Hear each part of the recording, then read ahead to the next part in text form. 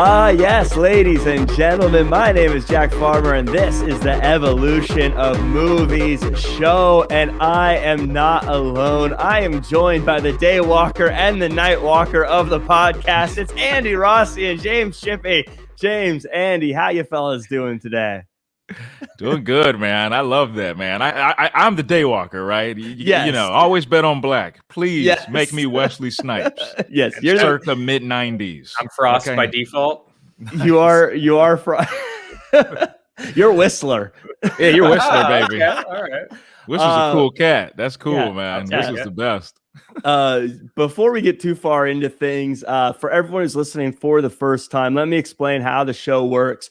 What we do is we watch a movie and then we talk about it and break it down. We call it the evolution of movies, though, because we always pick a movie that came out 1 year after the last movie we watched. So we started in 1990, went to 91, 92. We're all the way up to 1998 now, which means next week is 1999. But for now, we're talking about 1998.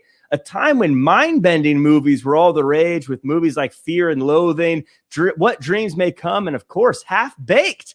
But we're not talking about any of those. We're talking about Blade, a movie that IMDb describes as a half-vampire, half-mortal man becomes a protector of the mortal race while slaying evil vampires. And a movie that Roger Ebert, and remember, this was in 1998, said, at a time when too many movies are built from flat TV-style visuals of people standing around and talking, movies based on comic books represent one of the last best hopes for visionary filmmaking.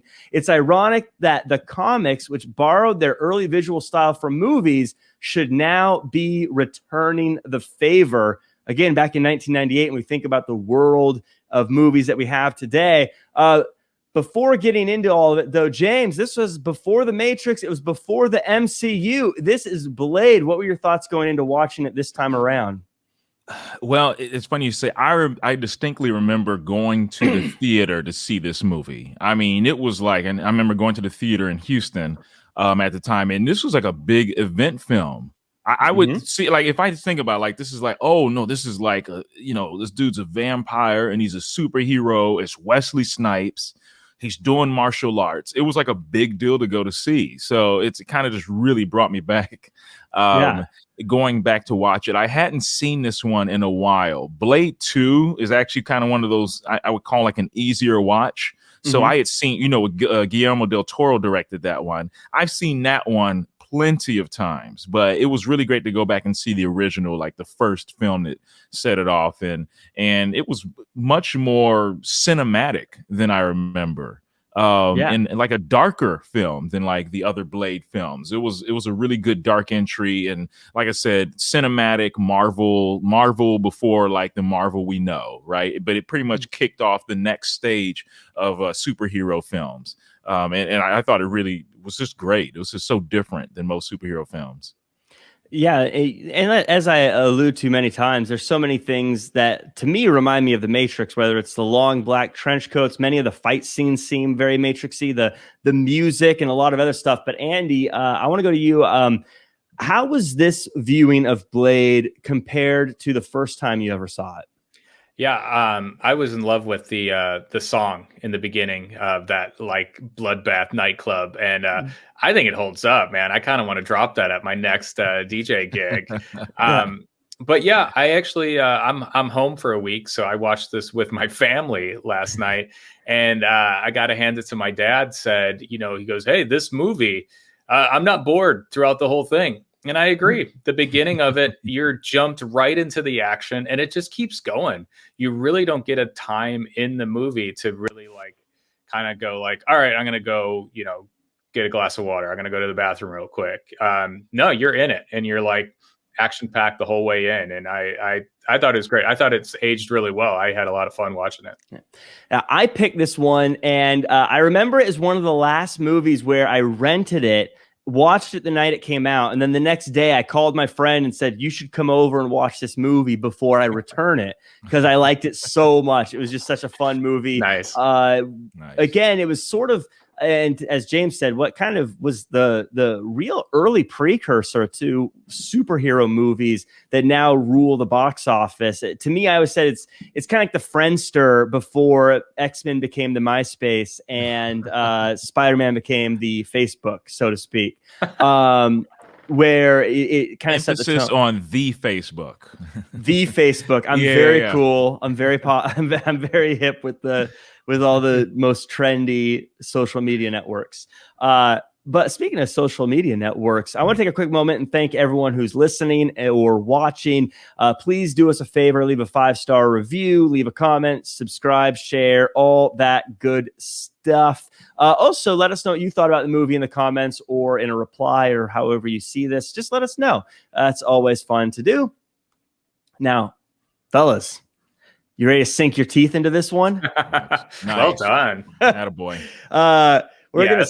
I'm going to start the movie off with the beginning, and I call it, I'm on the right track, baby. I was born this way. In 1967, a pregnant woman is bit by a vampire, and time lapses to today where Dude Cool follows a woman who I would think is a vampire, even if this wasn't a vampire movie, to a freezer being guarded by a dude that looks like Diesel from WWF. Inside, folks are raving and having a good time until blood rains down just before Dude Cool is about to get eaten. Blade shows up. And now listen, I like to give characters nicknames or call them by their actor name or whatever, but this dude was Blade. No ifs, ands, or buts, my friends. Blade kills everyone except for the rock and roll vampire who gets set on fire. And Dude Cool, who has a lot of explaining to do to the police, is left alive. Now at the morgue, rock and roll vampire comes back to life and attacks a dude who just got dumped and then bites a doctor before Blade saves the day and takes the bitten doctor back to his place where an aged leather vest Vinny from Lionheart, okay, maybe that's too much of an inside joke. I'll just call him Blade's Alfred, says Blade should have killed the doctor and then gives her a garlic shot. This sets the tone for the movie, Andy. One, how do you feel about this world that they've built for us? And two, whenever you DJ, do you like to shower people in blood? First of all, yes, absolutely. I do want to grab those DJ headlight things that DJ had. There's a lot of times I'm doing gigs where I can't see the buttons because it's so dark. Those would be sick. So I might have to invest in those. You're mentioning, I think you called him cool. What did you call him? Cool bro? Cool guy? Dude Cool. Dude Cool. I thought I haven't seen this movie in a while. And I even said, because I was watching with my family, I said, well, this guy's going to die right away. He's got like the Kangol hat. He's kind of like a doofus. And he's like, I mean, rightfully so. He's scared of when they start. The guy punches him in the face for no reason. All this blood comes out. A guy punches him, but they're like all like at him with their fangs.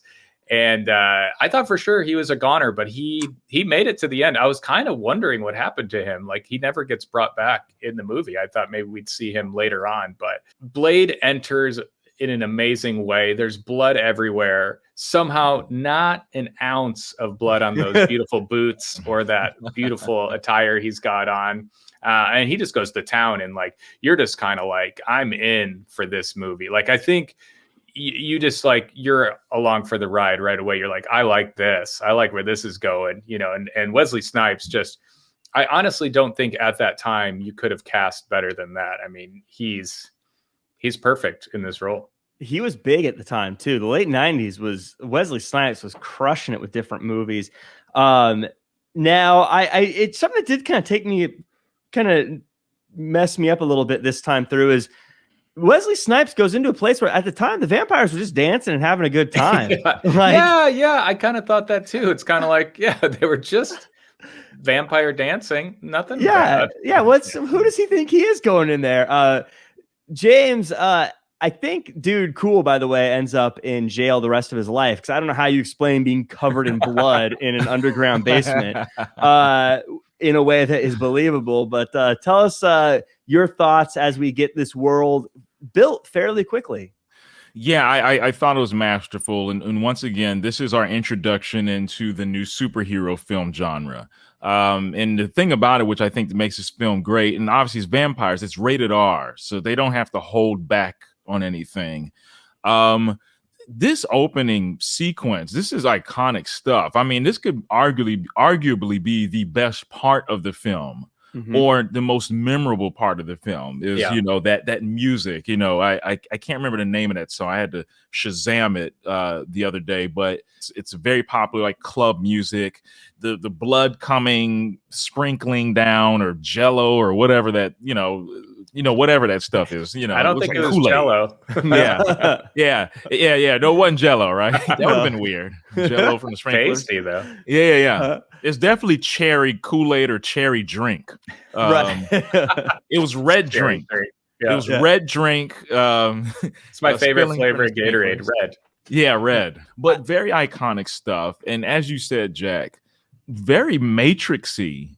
Before, I guess the year before Matrix came out, I didn't really recognize it until this watch we had now, how much it reminded me of Matrix. Everything about an underworld that, you know, you humans don't know about. I'm trying to let you know. We're about to, as he introduces himself to the doctor, the hematologist, that there's another world out there that you don't know about. You know, we're about to take you from, I don't know if the Alice in Wonderland is the right comparison, but you know, there's more to it. You know, you being bit by the crispy vampire is pretty much it's like you taking the red pill, right? Yeah. And then the guy being dumped by her, and that scene, I remember seeing that scene. I remember when I go to theater, that vampire, he was scary looking, especially with remember the first time you saw that, like when he's kind of just like burnt skin and on that in the morgue, and he just kind of out of nowhere just bites the guy, you know, right on her line. She says it's over, and then boom, you know, the dude just bites. Poor guy. What a day. Yeah. One of my favorite things about this scene that I didn't notice it before, but when Blade shows up and chases him off, the burnt vampire calls him a freak and then runs away. That's true. I thought that was a funny, like, I don't know if you're allowed to say that. And I love when Blade comes and rescues the doctor, and the police start shooting at him, and he says, "Motherfucker, are you out of your damn mind?" Like that, and you're kind of just like, I don't know. You get Blade has a little personality to him. Got edge, man. That was a great line. Yeah, that was what stood out to me about this whole scene, by the way, and really the whole movie. But this scene really sets it up. Is you see a lot of superhero movies, and frankly, they're guys like a Superman. They're kind of corny, or even a Batman at the time who is cool, but he has a little bit of a moral code and things. But Blade comes in with one-liners, is cool, kills people, doesn't care, messes people up. Steal watches. Yeah, he just does whatever he like. He's a cool guy. Like he's very, as again compared to most superheroes who are very kind of flat, one-dimensional. Like I fight for America, justice, and all this other stuff. He's just like, no, I'm gonna kill people. I'm gonna kill all these vampires. I'm gonna go into this place. No blood's gonna hit me. All the vampires are scared of me. It's just a very cool character that jumped out to me, and great start to the movie, as mentioned, very iconic. Yeah. I like and as the way, you said, oh no, go ahead. Oh, sorry. I like the way it was different than a lot of vampire movies where they're like, no, crosses don't work. And then when they killed the vampire, they kind of like disintegrated into like a weird dust particle thing. I thought that was neat. Different. Yeah. And that's because of the tech that him and Whistler are working on. So it has something to do with the silver, so to speak, right? But yeah, I love how he explains stuff. And then they have like these garlic serums. And I had read, because I'm not completely familiar with the comic, but initially with the comic, you know, obviously his mother got bit by a vampire and she dies during birth. And part of his like objective is he's trying to find the vampire that turned his mother, you know, I mean, obviously years later. So, you know, for any of the comic book fans, I hope I'm somewhat near that's like the truth of the story, but it's just fascinating. I mean, he's just there. He's there to protect people, really, the human beings. He's the protector between the human beings and the vampires. And you're right. He just goes all out. He has one mission. Well, here a vampire, there a vampire, everywhere a vampire. Atop Vampire Tower, Stephen Dorff is playing a vampire version of Stephen Dorff, the bad boy of the vampire world, and everyone hates his devil-may-care attitude. He doesn't wear a tie because he's just too cool for that. But he makes a good point, I think, in this meeting where vampires probably should be ruling the world when you think about it. But he's not a pureblood, so forget about him. Dorf Lundgren goes to his happy place eventually, squatting in a room listening to techno, which is what we used to call EDM, while his state-of-the-art computer translates an old text. The boss vampire doesn't like it, and they share a tense and oddly sexual moment where we're clearly seeing that Dorf and the boss do not get along. Meanwhile, the doctor is waking up in a strange and scary place. So instead of getting out of there, she decides to snoop around and sees Blade getting his fix. Whistler is spilling gas all over the place and smoking because he's, let me check my notes here, edgy. And then he explains literally every detail about who they are and what they do before telling her to leave town.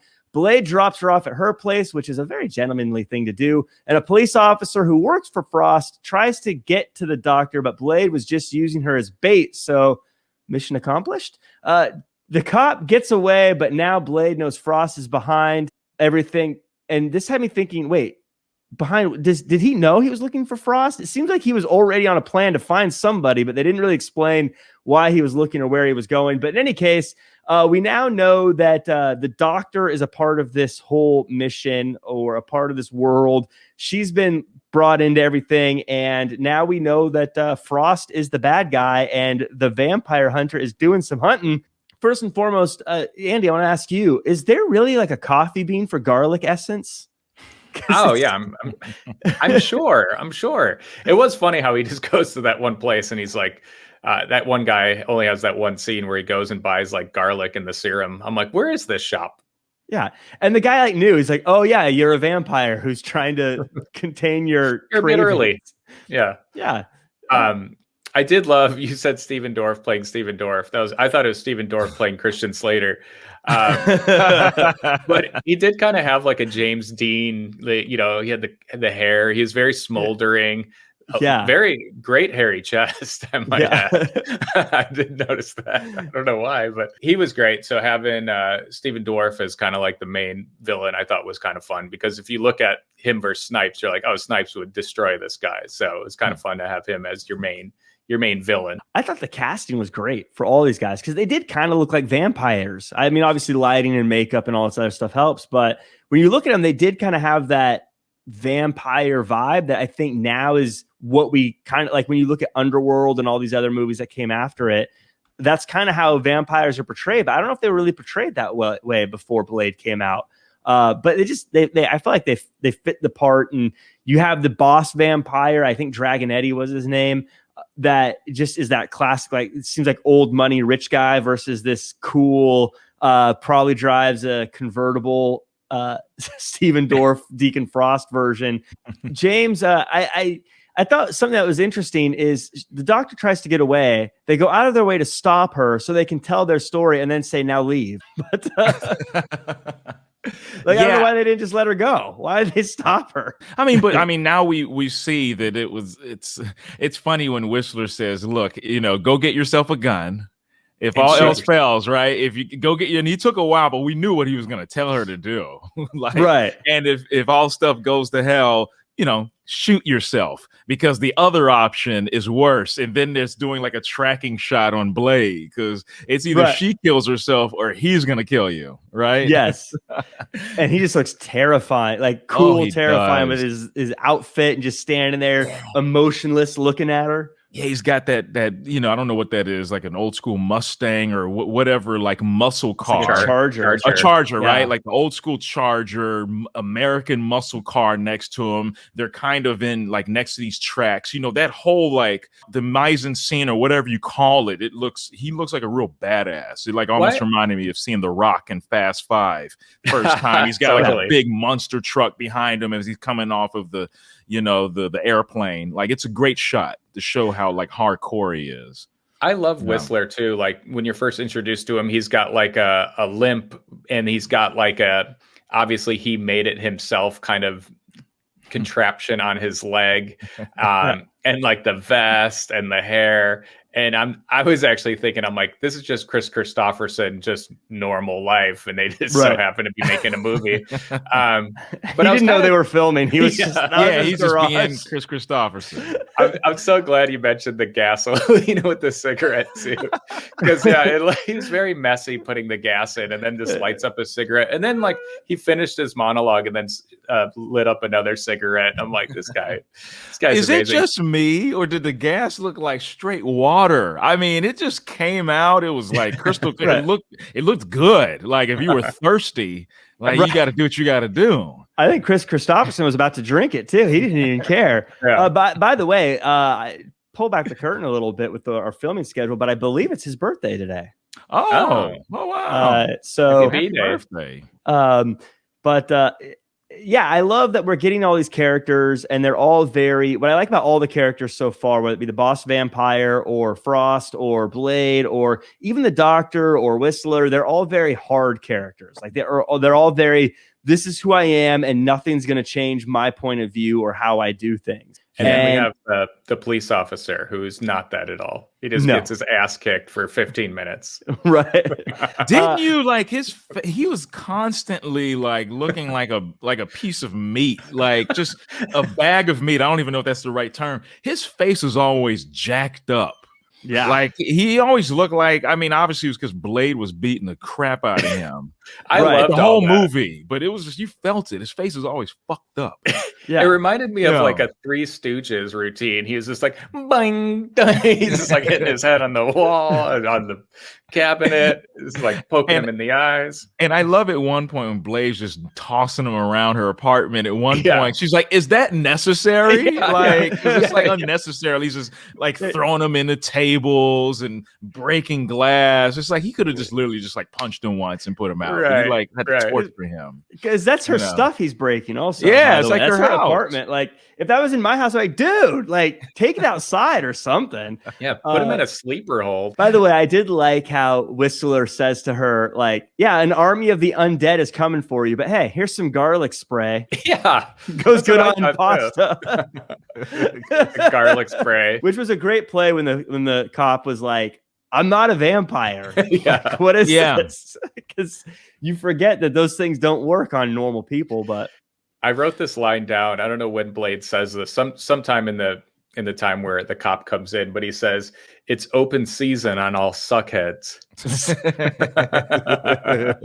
I'm just like, only Wesley Snipes could say that and sound cool. right. He did. And can we talk about, I don't know if you've gotten to that part yet, but okay, Stephen Dorff. Look, I guess he looks, for me, when I'm thinking of all the bad guys I've seen in villain movies, even then, he just doesn't do it for me. He's not really that imposing. He looks like a frat boy. Yeah. You know, it's like 5'6". Yeah, he's like 5'6", but I mean, he plays the role. His reputation precedes him, you know, so the way people treat him is like he's pretty hardcore. I think that's kind of part of it, though, is that he's not the big guy, but that's why he's getting this power that's going to make him unstoppable because he's got the attitude. He just needs the power. Yeah, he definitely has the attitude. So I guess that does bode well. And he's not like a physically imposing guy. So I think it works. But yeah, because I definitely wasn't imposed by him. I mean, his 5 o'clock shadow looks great. Yeah. I mean, Andy, you would know this. I got to give it up to him. Yeah. Yeah, like the beard, the kind of almost beard works for him. I mean, Donald Logue, that character, I love his character. Oh yeah, his arm keeps getting chopped off. Oh yeah. Poor guy. Yeah, he was fun. He was probably one of my favorite characters in this. Yeah. But let's talk about a day in the life of a vampire hunter. So Frost finishes the translation of the document. So he tells the rock and roll vampire to bring in Blade alive, which should be easy peasy, right? They've never been able to kill him before. Let's just bring him in alive. But Blade goes looking for Frost, and while going through another club, he vamp-splains the entire vampire, controls everything to the doctor again. They find a curvy creature in the basement that fat-splains. Look, I'm joking. Body positivity here. The prophecy of the blood god before the doctor suddenly gets really sadistic and starts burning him like crazy. Yeah. Blade finds the most ancient of vampire texts completely unguarded before the rock and roll vampire and his band of groupies jump Blade and almost get him. but Blade's Alfred busts through the wall and saves the day. After a very visually confusing battle on a subway car, the heroes get away, and Old Whistler explains again the issue with vampires and that Blade was born that way, though I have no idea how anyone would know how Blade was born if no one else was there. But in any case, Blade says he spent his entire life trying to find the vampire that killed his mom, and the doctor says, Hakuna Matata, let it go. But it doesn't work. So Frost kills the boss vampire using Raiders of the Lost Ark special effects. And according to Vampire Law, Article 12, Section 3, that means he is now the HVIC, the head vampire in charge. And to wrap it up, Frost meets Blade in a park to try to cut a deal, which leads to bullet time and a kid getting thrown through a bus stop. Frost then suddenly finds Blade's hideout somehow and beats up Old Whistler, but not before Whistler explains Blade's blood is necessary for the prophecy to be completed, and we get the action movie trope of needing to save the girl, but the hero knowing that it is a trap. This is obviously the big kind of where all the real plot starts to develop and get put together. And we really now know what everything is going on here. James, we'll start with you. Lots of stuff happened. Frost goes from being just kind of a punk to being the boss. And now Blade is finding himself in a spot where he needs to kind of go all out and finally stop this guy. Yeah, and I thought that was a great change of pace. And as you said, Frost, he's going from being looked down upon because he's not a pureblood, but he's ambitious, right? So we do get that. And there's a lot of stuff being said there about like, oh, how you're not really one of us, right? And but he's also being innovative. He wants to change things. He wants to take over the humans, but the purebloods, they want to keep all the systems in place, right? They want to keep things the way they are, but you got to have someone come around. It's like, no, I want to challenge the status quo. I want more power. So, and with that scene with the bullet, with him dodging a bullet, once again, it's very Matrix-y, right? I don't know if you guys really caught that. Like, how it was like slow motion for him and he just dodged it. And just like I say, what a great kind of scene, and him talking about, everything you love we'll take, and even when he comes to get Whistler, and I mean, he comes with so much bravado into Blade's hiding place. I mean, it's all like quick movement, and the visual style of this film, it's really just taking place. I mean, the way it's color paletted, I'm not like a director, so I don't know like the right wordings, but it's very visually stunning stuff. And as I go back, was it just me, or for all these years I always thought the curvy vampire thing, as you said, the real curvy one, I always thought it was a woman. They had a very feminine voice, and they're like, if he talks, I was like, that's not a well, maybe it is a he, I don't know, but I always thought it was a woman for some reason. I just don't know why the doctor kept frying the poor Blobby. Like, that was kind of disturbing to see her continuously like cook it. I felt really bad for it at the end. And I did notice there was a couple like times in the movie where like the cop, for one, I think Blade's like, tell me where Frost is. He's like, never. And he's like, okay, he's here. But tell me the street. Never. Okay, here's the street. Same with the Blob. It was like, I'll tell you nothing. They like fry it. And then it's like, okay, it's here, but I don't know anything else. Oh, yeah. And then it tells you more. I'm like, just tell Blade the truth right away, and that's fine. He's gonna get the truth out of you one way or the other. You might as well. It happens, all the time. Going back to burning the Blob, even Blade kind of looked at her like, huh? Like that's a little too much. Like, what have I created here? Am I the only one that thought it was a little crazy, though? They talk about these are the most ancient of vampire texts, and literally no one's guarding it except for the Blob, who can't even get up. Like, am I the only one that thought that maybe you should have had some guys down there? Totally. I don't know. Totally. That happens later, too, when the doctor comes and saves Blade, which we'll talk about. Like she got to him pretty easy. There's not a lot of security going down. But what I also wanted to talk about was when Frost kind of takes over as vampire god. The only ways they protect themselves are two ways. One, with motorcycle helmets, and two, with a lot of sunscreen. maybe could have thought of something more clever. Like, it didn't seem like it was all that tough to go out in the sun. They made it seem like they talked to the head vampire and like, you've never seen a sunrise before, haha, or whatever. I'm thinking, well, if you just had to put on sunscreen, I don't know if Blade's ability to walk during the day is all that coveted. If you just got to put on sunscreen, I mean, I got to do that anyways. Yeah. It's okay. I put on sunscreen. Yeah, you're supposed to put on sunscreen. It's a big deal if a brother's got to put on sunscreen. That's all I'm telling you. So because we don't normally shop that section of a CVS. If you're as pale as Steven Dorf, you wear sunscreen every time you go out. Trust me. Oh yeah. You put sunscreen on in the house if you're pale as Steven Dorf, okay?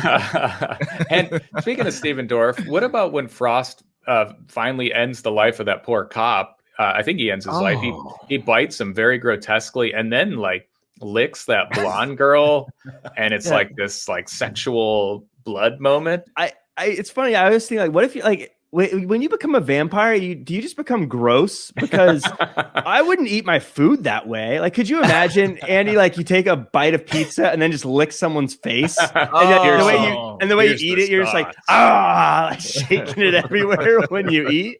Like, I mean, do you just lose all etiquette when you become a vampire? You just start throwing your food everywhere? It's disgusting. I guess. Do you then throw your food in the pool? Like after, but that poor cop, because like I said, he's supposed to be like his minion, and their whole big thing is they want to become a vampire eventually, but not him. He's food to them. And that was my question too throughout the movie was like, so usually when a vampire bites another person, they become a vampire, and it's typically pretty quick. In this movie, I felt like that doctor, she got bit and then gets really bit again. And then at the end, she's kind of still like walking around. I'm like, is she going to turn? And then the cop too, I'm like, oh wait, now he's dead. I don't know. I was like kind of puzzled on how you actually become a vampire and the time it takes. Yeah, they were playing pretty fast and loose with the vampire rules, I think. There was something I wanted to say though too about, so the doctor comes up with this weapon that makes vampires blow up. And we'll talk about that obviously in a second, but there was a moment where she was just a jerk. She's like, hey, Blade, look into this microscope. And he does, and it blows up in his face. Like, that seems like some kind of TikTok prank you'd play on someone. Like, hey, look at this. Boom, and it blows up in his face. And she's like, oh, it's a weapon. Yeah, you could have just told me it was a weapon. You didn't have to put my eyeball in this exploding glass. You could have just said what it did.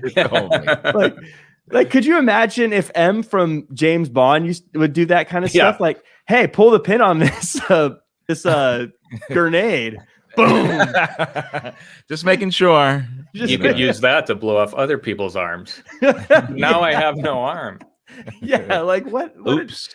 What a jerk move. That doctor wasn't very lovable, personally. I'll tell you what. She was kind of difficult the whole time. Yeah. But there's also one other quick thing I wanted to add is I like how Frost had to use all of his resources and computers and everything else to figure out the whole blood god thing. But Blade coincidentally gets one corner of all this ancient texts and instantly figures out the plan based off this little corner he steals while they were in that thing. And he's like, oh yeah, by the way, it's the blood god thing.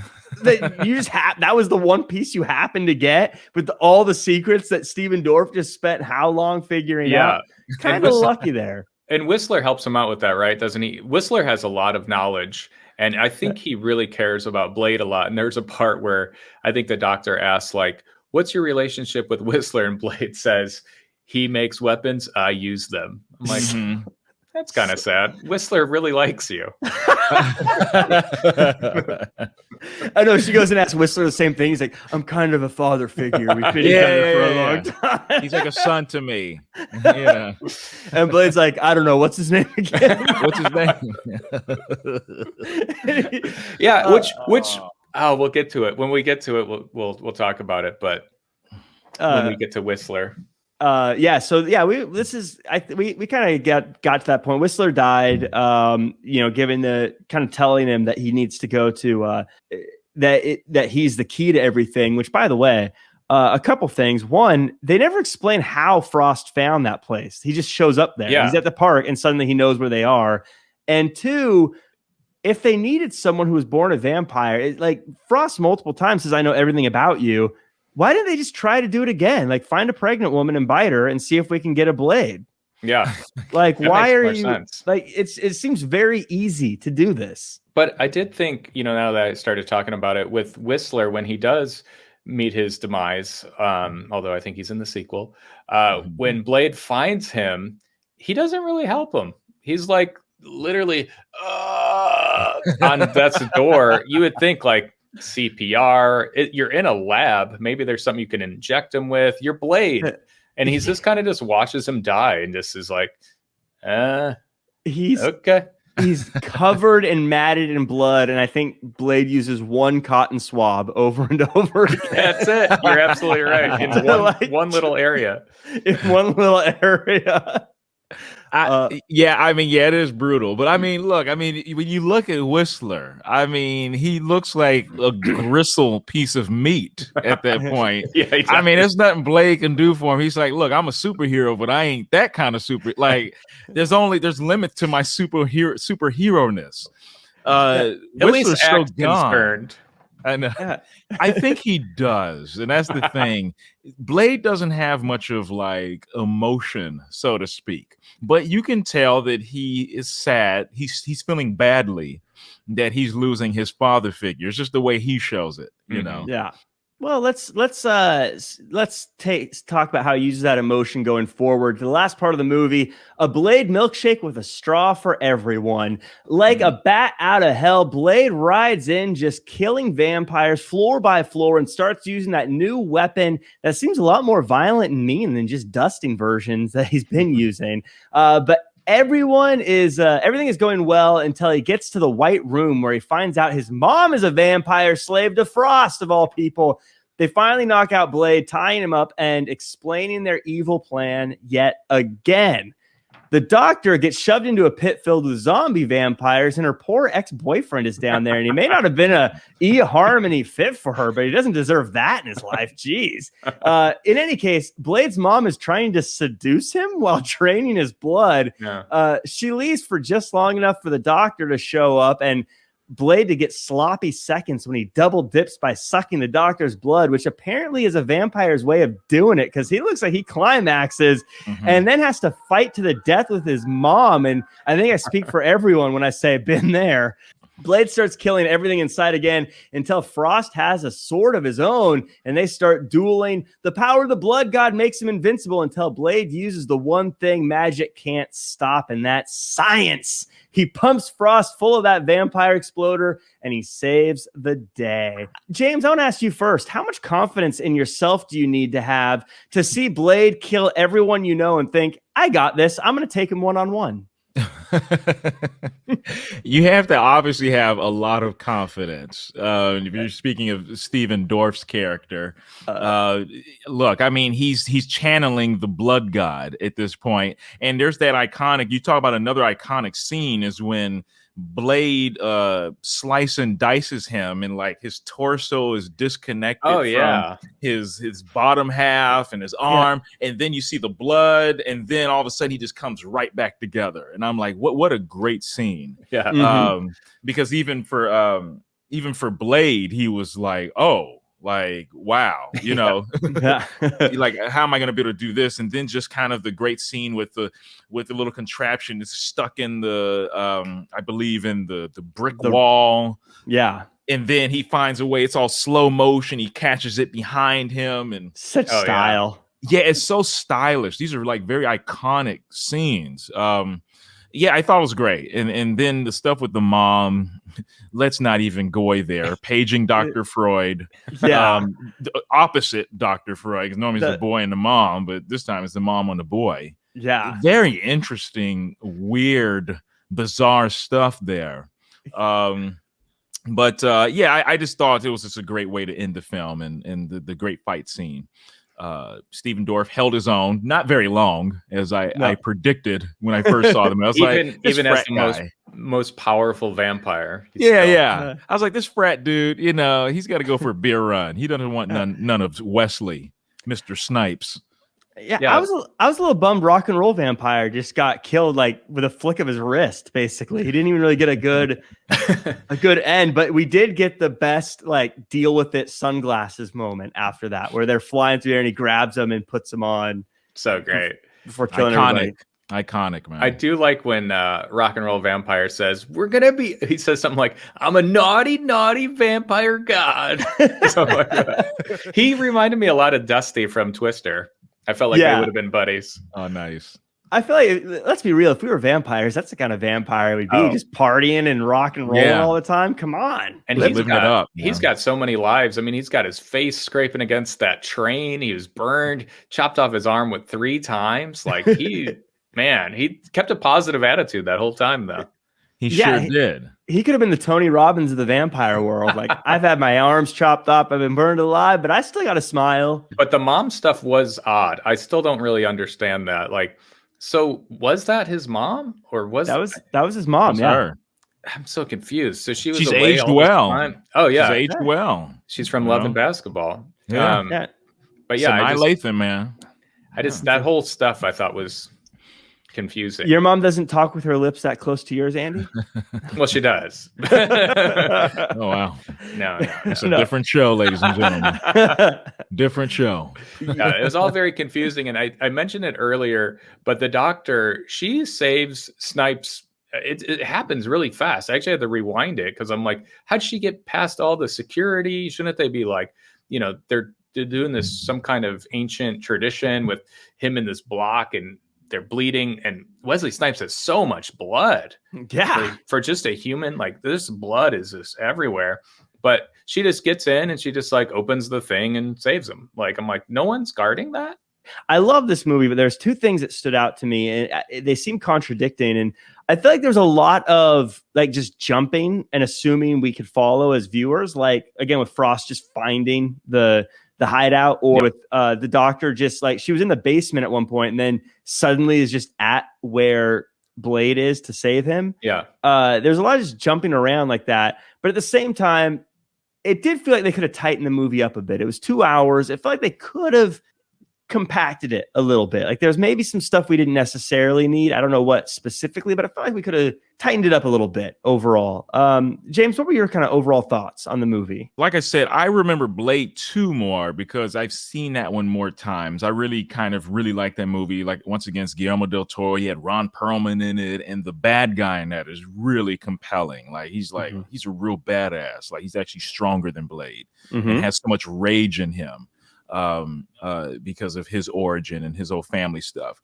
In this first Blade, what I do remember from this is a lot of iconic scenes. Once again, the bloodbath nightclub scene, Blade tossing the doctor out of the window and him doing his CGI jump to the next building. It's so iconic.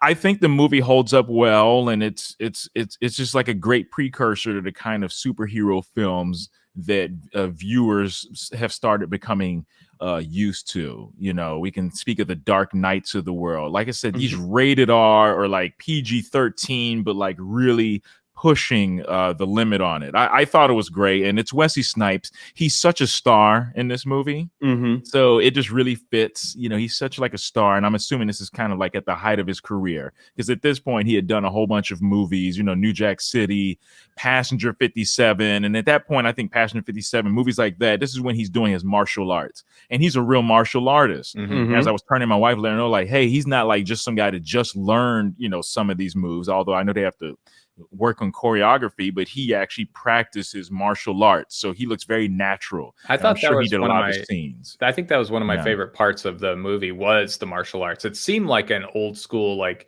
martial arts film. Like this, the choreography, the fight choreography was done really well, and he's it was shot really well. You're right. Definitely. And this was one of those action movies. I think it was one of the last action movies for a while where the hero does have that legitimate feel to him. I'm not saying that Arnold and Sylvester Stallone knew martial arts, but they had that legitimate, like they could beat you up feel after this with The Matrix. No offense to old Keanu Reeves, but he doesn't actually feel like someone who could do a lot of things, at least in The Matrix. And you look at The Matrix where he hardly takes a hit in most of The Matrix, as opposed to here in Blade, you see Wesley Snipes moving and looking like he's really going to beat people up. There's a scene where he fights the 2 vampires in a hallway. The first time he uses that serum on people that blows them up. And you can kind of see him bouncing around and getting ready for the fight. And you're like, this looks like he's about to have a real fight with these people. Oh, yeah. That was a great little scene, too. Yeah, with the 2, like, kind of like soldier-esque, like, back vampires. And it's like a good fight. Like, oh, this is about to go down. But he takes them down, and it does not look fake at all. Like, it's like, this dude can really get with these people. Yeah. Presentation, by the way, really shows there because they never say anything about those vampires, but when he sees those 2, you do get that like, oh, these are legit, like they're the tough ones. Yeah. Even though nothing is said, it's just the way they're presented. You're like, oh, these are as opposed to the other ones that just get messed up. You're like, okay, this is gonna be a tough fight. Which was just a cool moment. So overall, I loved it. Of course, that's why I recommended it. But very fun to go back and see it as it is. Let's get into some of our wrapping up segments here. Andy, do you got a 6 Degrees of Kevin Bacon for us? Absolutely. You mentioned him, but Wesley Snipes was in a film with Sylvester Stallone called Demolition Man. And Sylvester Stallone was in a boxing movie with a gentleman named Robert De Niro called Grudge Match. Robert De Niro was in a movie that not a lot of people have heard of, but it's called Sleepers. Raging Bull? Kevin Bacon. Sleepers. I love, though, that you brought up Stallone in the right at the end. And then the last podcast we did was with James mentioning Leo DiCaprio. So you guys are kind of like in my head already before I could even tell you. Well, we just find a way to get to Sleepers. And you'll get there. I did want to say one more thing, James. I feel like this is a line you probably liked. Do you remember the Snipes' line at the end? I feel like it had to be Snipes that maybe had this line. And he's like, we got to use this. But he says something about Frost. He's like, that guy ice skates uphill or something like that. Did you catch that one? I vaguely remember that part. But I can't remember what he said it for, but I remember when he said it was during the fight with Frost. Yeah. And I just remember thinking like, I don't really get that, but I'm sure it was like a line that he's like, we got to throw this one in there. We got to put this one in there. Yeah. No, definitely. And they end in Moscow. Do we know who that guy is in Moscow? I think this was just the first version of a Marvel post-credit scene. It wasn't post-credits, but I think it was just that first version of a superhero movie teasing what the next movie could be. Exactly. Okay. And if I'm not mistaken, I feel like, and I haven't seen Blade 2 in a while, I've seen it so many times, I feel like they might pick up in Moscow in like kind of the teaser or the beginning of that next film. And then they obviously get right back, or I don't know if they stay in Europe or whatever, but it does make me want to see the sequel, and there's a third one too, right? Isn't Ryan Reynolds and Jessica Biel? Yeah. The third one was not critically acclaimed. Yeah, it wasn't. I remember trying to watch it. I didn't think it was as good as the first 2. I was really disappointed by it because the first 2 were great. Before we go, let's talk. So next week we are moving from 1998 to 1999. Andy, that's your pick. What are we watching? We're going with action-packed thriller. She's All That. She's All That. That will be a fun one. And then after that, we go to the year 2000. Always feels like the future when I say that, even though it's the past now. Believe it or not. 2000. Yes. James, this is your pick. What are we doing for the year 2000 in 2 weeks? Yeah, we're going with some good old American Psycho. So Christian Bale in all his glory. Oh, that'll be a fun one. I'm a big fan of it. And then we go to 2001. And this movie I'm picking, it's one that I thought was just an underrated classic, even though I haven't seen it in 20 years. We'll see if it still holds up to that commentary. But it's going to be the Robert Redford and Brad Pitt helmed Spy Game. Will be fun to go back and see that and see how that plays out. So do yourself a favor if you're watching the show, check out those movies so you can follow along with us. It's She's All That next week. Then we're going to American Psycho. And then in 3 weeks, it will be Spy Game. Until then, Andy, where can we find you online? You guys can find me at Just Andy Rossi. And James Shippey. At JShippey2 for Twitter and at JeShippey2 on IG. And you can find me at Real Jack Farmer across all social media. Thank you so much for watching. Please remember to like, comment, subscribe, share, all that good stuff. And We'll see you guys next year.